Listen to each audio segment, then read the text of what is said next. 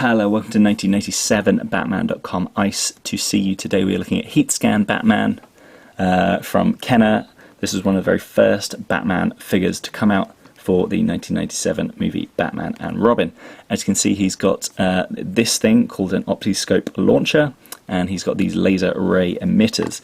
It's a really neat figure. I don't think I've ever really seen these kind of things just stuck on to figures before, but it was kind of a cool idea. Sorry, not a pun there. It was a cool idea. Obviously heat themed, obviously because he's going up against Mr. Freeze. But let's take these off. So as you can see, they're just little clips. There's just a very smooth bit kind of just above his gauntlet where you can just clip them on. They clip on really nicely. There's 5 beams on one, 3 on the other one. I don't know why they went asymmetrical for that, but whatever, that's cool. And this is his, what was it called again? Optiscope Launcher. Yeah, so very kind of 90s, kind of sci-fi looking, kind of single eyepiece there, kind of just fits over his head.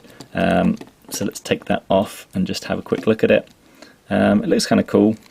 I kind of like it. Obviously, so what Kenner did for a lot of the Batman and Robin line, I don't know if this was like a price thing or something, or a safety thing, but they went with a lot of these ball joint missiles. So as you can see, there's just a ball there. It's kind of clipped in place, and kind of as you push the back of the missile, so there's no button or anything, you're literally pushing the missile, it pops out.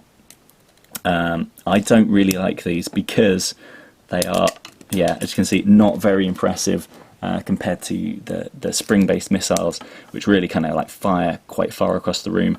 This is very kind of like unimpressive, but still, you know, it's okay. Let's have a look at the figure though, because the figure I think is probably the best point of the whole thing. So yeah, this is your Heat Scan Batman. It's a pretty good sculpt. I like it a lot. The only thing I'm really disappointed with is obviously this orangey colour. I mean, I guess I get that it has to be heat themed and everything, but yeah, this orange is really garish. And I think they did a Robin figure in the same shade of orange as well. And yeah, it's just, yeah, I don't really like it. I'd much prefer if it was just black. They've done the bat symbol in silver, which is cool, because I was always disappointed in the movie that they took the yellow out of his symbol on his chest. I always thought it just kind of like disappeared into his suit. You couldn't really make it out or see it or anything. So I'm glad they made that silver. That's kind of cool. The actual face sculpt of George Clooney is basically the same for most of the Batman and Robin figures. It's pretty good. I mean, George Clooney just has a big chin, and yeah, that's a big chin, so they got that right. What else? He's got this massive cape. I don't know if you can see, but it's quite impressive. It's sort of it's obviously made of plastic, kind of a nice kind of pliable plastic, bendable, but it is obviously posed in that kind of sweeping kind of pose, as if the wind has kind of caught it and is blowing it back. It kind of reaches out quite far from his back. I don't know if you can see. Let me just pull his cape off a sec. So the cape is kept in place by just these 2 notches here, and then he has 2 holes in his back here. And as you can see, they built up a bit of the cape, a bit extra, so that it's really kind of like, yeah, just makes him look a bit more, I don't know, larger or something, or just allows the cape to kind of billow out further behind his back.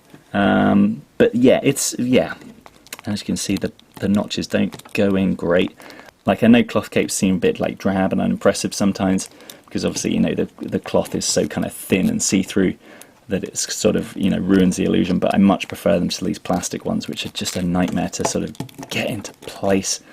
But anyway, if you are interested in getting this in all black, as I would be, there was actually a mail-away version of this by a company called Fujifilm. You might be able to find these on eBay. It was like a mail-away thing where if you collected enough tokens, you could mail away for a specific all black Batman figure, and without any of the accessories though. But that is worth, if you see those on eBay, those are probably the best thing to pick up. But that was Heat Scan Batman from Kenner.